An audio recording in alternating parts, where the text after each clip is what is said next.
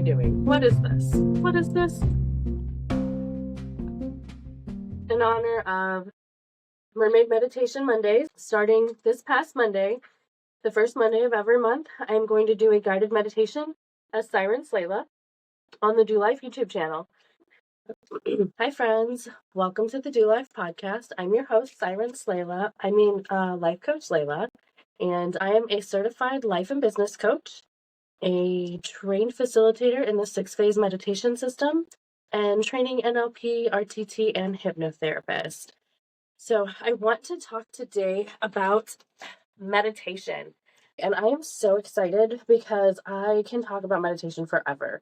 I feel it is so integral for so many reasons. There's a lot of scientific research backed on the benefits of it. And before you say, yeah, okay, whatever, Layla, I've tried meditating. I can't quiet my mind. I've diagnosed ADHD or whatever your excuses are. I want you to know that the definition of meditation means to observe one's thoughts. So a big misconception on meditation in general is that in order to be in a meditative state, you have to clear your mind. That is a form of meditation. There are multiple different types of meditation. That's what the Zen monks do. I'm not a Zen monk. I'm not qualified to teach you how to be a Zen monk. And we don't have that much time. That's years and years. I've been meditating for a long, long time, and I can't clear my mind. So I want you to know right now that if you try to meditate and you can't get your mind clear, that's okay. You're not a monk, and you're not supposed to. So the idea behind observing your thoughts is when you're in a meditative state and you're focusing on a mantra or you're breathing or whatever the situation is, you're going to have those thoughts that creep in. The idea is to acknowledge them and shoo them off and go back to what you're doing. And then when you're done meditating, kind of think about okay, why did those thoughts creep into my head? What was that? Why was that so important in my brain that it took over my meditation? So you're observing those thoughts, not in the moment. When you're in the meditation process, you acknowledge that they exist, send them on their way, and then afterwards reflect. But anyway, there's so many benefits to meditation. There's so many different ways to meditate, and I want to get into all of that today. So let's get started. I want to start out by saying a couple different things. There are a lot of things that can be considered meditation. There are a lot of things that get misconstrued as meditation. So let's talk about the things that aren't necessarily meditating. When you're driving, and you're not paying attention to where you're going and you just autopilot and you drive where you go and you show up at your destination and you're like, oh, where was I? That is not meditation, because the idea of meditating is to observe your thoughts. And when you have no idea what you were thinking for the last 20 minutes, that's not an observation of thoughts. That's zoned out. That's not a meditation. A lot of things are considered meditation that are just zoning out. Like when you're in the zone, you're cleaning and you got your music going, and next thing you know, you fill the mop bucket and then your house is spotless and you're like, what happened to my time? That's getting lost in a time loop. That's not meditation. Athletes will get, or artists, or someone who's painting and doing things, they're in the zone, which is different from being zoned out. They're in the zone, which is different. It's technically a form of spirituality and subconscious blah blah blah. We're not going to get into all that. It's not technically meditation. It can be very therapeutic, very soothing when you're just painting and you're doing your things, but you're lost in what you're doing. You're lost in the game that you're playing. You're lost in the art that you're making. You're in the zone. You're not paying attention to your thoughts. So that's not meditation. When you're reading something and you have to reread the page 8 times because you were thinking other things, you weren't conscious of the thoughts that you were thinking. You were just distracted. Also not meditation. So that's a handful of things of what meditation isn't. Now, let's talk about the handful of things that meditation are. Being in nature, just going for a walk, not thinking, tuning into nature, to the sounds, and tuning into the birds, the water, the trees, the wind, being hyper aware of nature and going for a walk in nature is a form of meditation. You don't have to clear your thoughts, but you just have to acknowledge that you're paying attention to the sounds and visuals and things around you. So you're not necessarily distracted by the stresses and worries of the day. You're just present. There's a lot of different type of meditations that focus on just being present. I did the PQ system where Coach Shirzad talks about slowly rubbing your fingers to your palm and just paying attention to the ridges of your fingerprints and the bumps and just feeling things like that. There's a lot of different ways that he goes into that. It's amazing practice. I highly suggest you look into it if it's something that you're interested in. But slowing down and being present, definitely a form of meditation. When you're just feeling feelings and sensations. I did this earlier in the hot tub. I had my eyes closed. It was raining, so I had cold rain touching my head. I had warm bubbles all over my body, and I just felt the sensations. I had zero thoughts. I was just there, existing. And it was so peaceful to just be present and exist. And I think that's probably the number one benefit that we get from meditation is slowing down. This life, especially in America, is all about the hustle and we got to do this and this and this and this, and I'm feeling a little under the weather, and my husband's also under the weather. So we were on a cruise. We got a little bit of the cruise crud, and we come home, we both feel equally not well, and he lays in bed and snuggles with the cats while I take care of him. I take care of me. I take care of the cats. I take care of the house. I unpack. I do the laundry. Like, you know, there's all this pressure and weight and expectations on us to constantly do things and be busy. And I had fever and chills and body aches. So to just go in the hot tub and just be and not do was so welcome. And I think a lot of us could benefit greatly from just taking 10 minutes of our day to just be and not do. And if that's all you take away from this whole episode, then I'm done. Goodbye. Have a great day. No, I'm kidding. Um, some other types of meditation are your basic, you hear a lot of people chanting, you do a mantra. Like I'm not the body, I'm not even the mind is one I've done rather regularly, where you just repeat a phrase over and over and over and over again. And then you don't those are the thoughts that you're observing. So you're not observing other thoughts that are coming in. Again, if this isn't something that you do on a regular basis, you might have other thoughts that come in, and that's fine. You observe them, you send them on their way, and you go back to what you're doing. But when you're just observing those thoughts for 10, 20 minutes, by the time you're done, like you feel different. I don't know how to explain that you feel different, more euphoric, peaceful, happy. And you didn't think anything, you didn't do anything, you just repeated a mantra. There's people that will om or nam shema, little chants. There's a lot of different chants or mantras that you can repeat, and that's supposed to occupy your brain to keep those thoughts from coming when you're focused on doing that. And that's a type of meditation. Again, there is that Zen monk. If you can completely eliminate thoughts, then good for you. I cannot. If you can't, great. That's amazing. Keep doing it. The most common that I will probably do, that I will do on my channel is guided meditations. So I will walk you through different visuals, different things to see or feel or think or questions to answer. So the guided meditations are where somebody's talking you through a visual process in your own brain. Those are my favorite to listen to because I can get lost in scenarios, and I have just a very active imagination. So those are fun for me and easy for me to follow along with.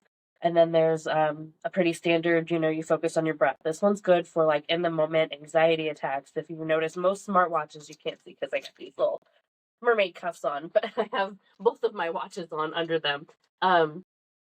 But your smartwatches will have your breathing, and it's just a box breathing. So if you're having a panic attack or you feel really stressed or anxious, you can do 3-4 breaths in, 3-4 breaths hold, 3-4 breaths out, 3-4 breaths hold.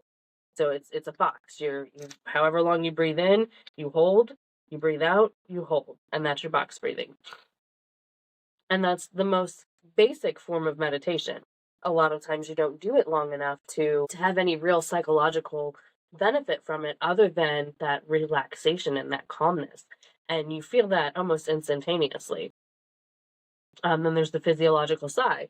which I do in a lot of meditations, pre and post meditation. I'll have you do a couple deep breaths in, and then you breathe out with that sigh sound, and that tricks your body into being in a more relaxed, peaceful state. And when you sigh out like that, it's your body's way of it's your way of telling your body that life is okay, we're at peace, everything's good, no stress, no worry. And if you can do that while smiling, even more times 10 tricks your body into believing everything is perfect and peaceful, even if it's not. And again, sometimes that works, sometimes it doesn't.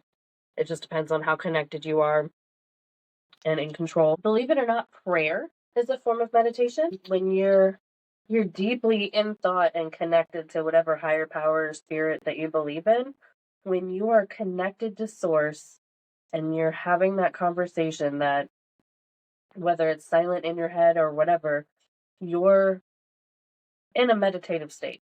Even though you're not necessarily observing your thoughts, you're thinking those thoughts, but a lot of times when we connect to whatever source or power it is that we think that there is, you're not you're not your thoughts. So if you're praying for someone, you feel the peace of whatever you're praying for. You don't feel selfish, you don't feel needy, you don't feel I need this person to be well and be in my life because of whatever reason. You feel the peace and the things that are going to come from the things that you're asking for. I don't know if I'm making any sense, but either way, praying is a form of meditation. It's a weird one, it's a controversial one, but I'm throwing that in there just because I do feel when you are praying, you are connected to a different portion of your brain that is more of a meditative state than a thought process, if that makes sense. And then there's like body movement meditations, Tai Chi, yoga, Qigong, all of those things where you're very Tai Chi. I hate it. I hate it so much because it's very slow and methodical, and you have to pay attention to what you're doing, and it takes you out of your brain because, again, my brain is go, go, go, go, go. I want to do a million things all the time. So to slow down is like the worst thing I can do, and that's why I hate it, and that's why I force myself to do it, because it's so good for me to slow down and do Tai Chi and Qigong and all these things. Because you're being very aware and in tune with your body. You're connecting to your body, not your thoughts. So that's why it's more of a meditative state, because you're flowing with your body and not necessarily thinking of your thoughts. You're thinking of your body. So observing your thoughts, observing your feelings, observing your sensations, but being very hyper aware and present in your body, just like being present in nature or present with the feelings around you. Being present is very meditative. So that's a lot of different ways to meditate. And again, if you follow the channel, I'm going to do a lot of guided meditations because I feel like those are the most beneficial for people who are starting out that aren't great meditators, if there is such a thing. So we've covered the body meditation, the transcendental meditation, which is like the monks and the actual ability to clear your thoughts. We've talked about the mantra meditation, the breathing, the sensation, the mindfulness, and prayer.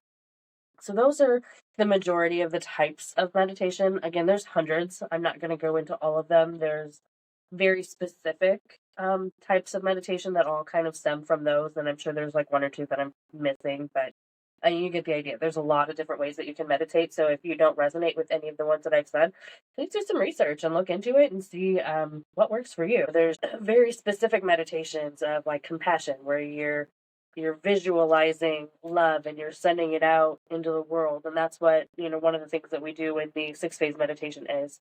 And it's just a very specific form of meditation. So there's a ton out there. Please do your research if this is something that interests you. And if you're unable to meditate in some of the ways that you've tried, reach out and see if maybe there's other ways that you can try to meditate, just because it's so beneficial.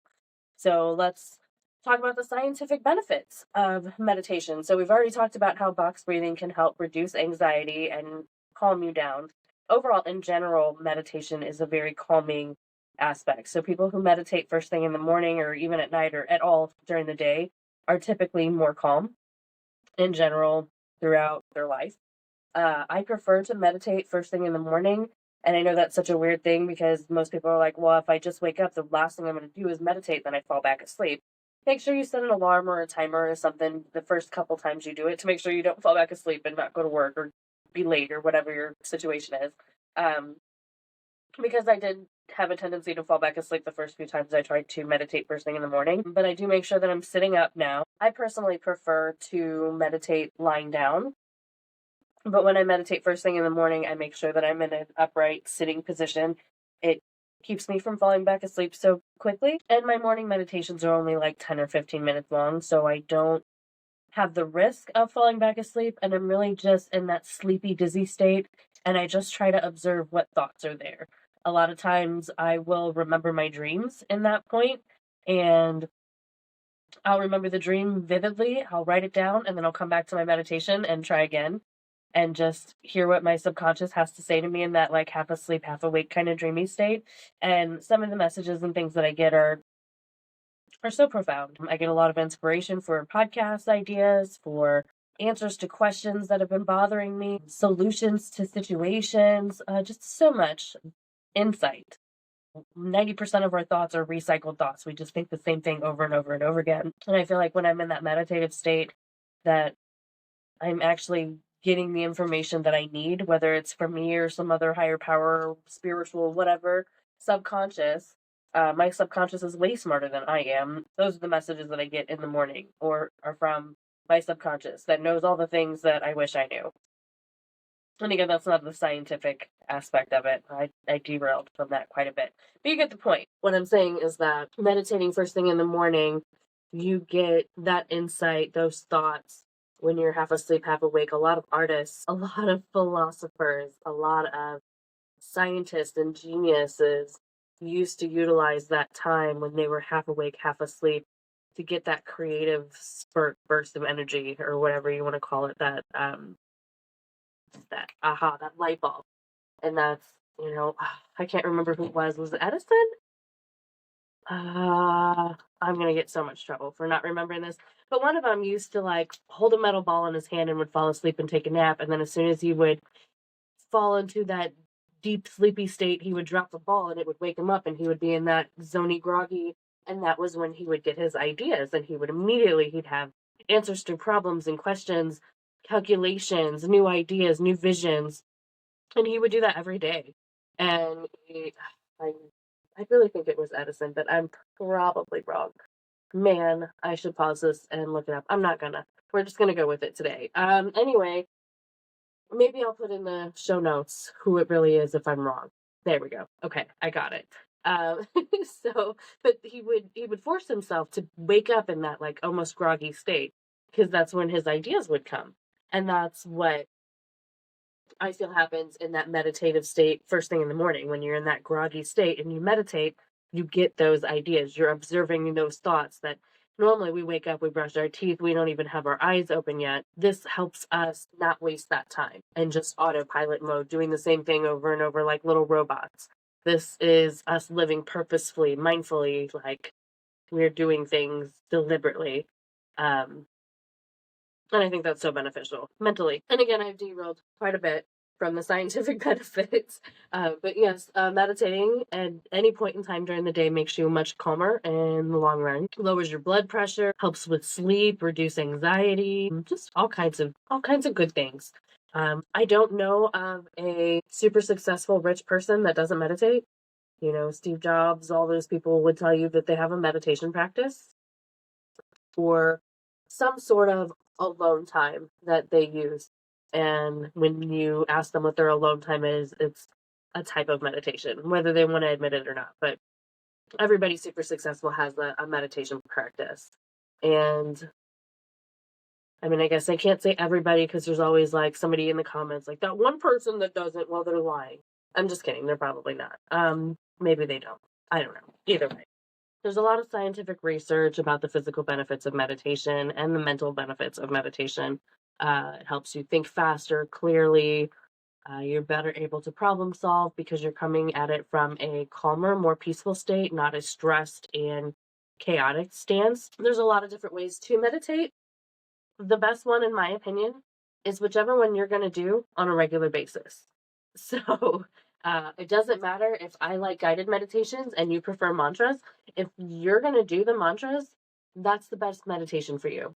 If you hate guided meditations, you can't stand my voice, you don't want to listen to anybody talking to you, you just want to be quiet, that's fine. If that's the meditation that you resonate with and that you do, beautiful. That's perfect. So yeah, the best meditation for you to do is the one you're actually going to do. And in general, just remember that meditation is like a muscle. You can't go to the gym and lift 400 pounds. You have to work your way into it. So the first time you sit down to meditate and you focus on your breathing, all the thoughts are going to come in. And that's okay because this is the first time doing it. So don't be disheartened. Don't think, oh my God, I can't do it. This is terrible. I'm the worst. No, you did it. You did it. Like, do you understand what I'm saying? Like, if you sat down and you said, okay, I'm going to focus on my thoughts, and you took 2 breaths in and then started thinking about all the things that you have to do today, you still did it. You still meditated. You still did the practice. Do it again. And maybe you'll get to 3 breaths before the thoughts come in. Or maybe you don't ever. It doesn't matter. The fact that you're taking the time to do it, you're focusing and you're being present and taking that time to do the practice is so beneficial, even if you never actually stop thinking. And again, being aware of the thoughts that come in. So when I'm in a meditative state, I will sit and I will focus on my breath, and a thought will come in and I will acknowledge it, and I picture it like shooting into space. I'm like, okay, that was that. And then I go back to my breath, and then another thought comes in, and then I acknowledge it, I shoot it into space, and then I go back to my breath. And then I do that for 10, 15 minutes. And I've been doing this for years, and a lot of thoughts come in. And I'm okay with knowing that I'm never going to clear my brain. I'm not a monk. I'm not going to get to that state. That's not a thing that I hope to achieve, and I'm aware of that. And so I'm not off put by the fact that I have these thoughts come in. In fact, I think it's more beneficial for me to have those thoughts come in, because when I'm focused on not having thoughts, these thoughts that come in, I give attention to after my meditation and think, why was it so important for these thoughts to to infiltrate my me time? What is so important about this thing? Why do I care so much? Why am I so worried about this thing that I couldn't take 10 effing minutes for myself without this popping into my brain? How do I deal with this? How do I get rid of this? Why is this prominent? And I can do some deep reflecting on the thoughts that do pop in. And a lot of times I'm able to solve problems or let go of things that really aren't important that I was making important. So there's a lot of different things that we can do when we think about the meditation. But I don't want you to get discouraged because thoughts come into your head. The idea of meditation is observing those thoughts. So don't ever think that you're doing it wrong or you can't do it. If you try to do it, you did it. And that's it. That's what I'm going to leave you with. Again, I could ramble on forever about meditation and its benefits and how to do it. But instead, follow me for Mermaid Mondays. And I will do a lot of different guided meditations. The first one on forgiveness just came out this past Monday, November. I don't know what day it is. I'm really bad at this. It just came out this past November, this past Monday. It's Wednesday. So look it up if you want to do a guided meditation on forgiveness. The next one will probably be on the full 6-phase meditation. I will probably do an episode on the full 6-phase meditation just to kind of give an explanation of what it is and why we do it, and then put out the corresponding meditation. So look for Sirens Layla, Mermaid Monday Meditation on the Do Life YouTube channel, and it's been real. Go meditate and then go do life. Bye, guys.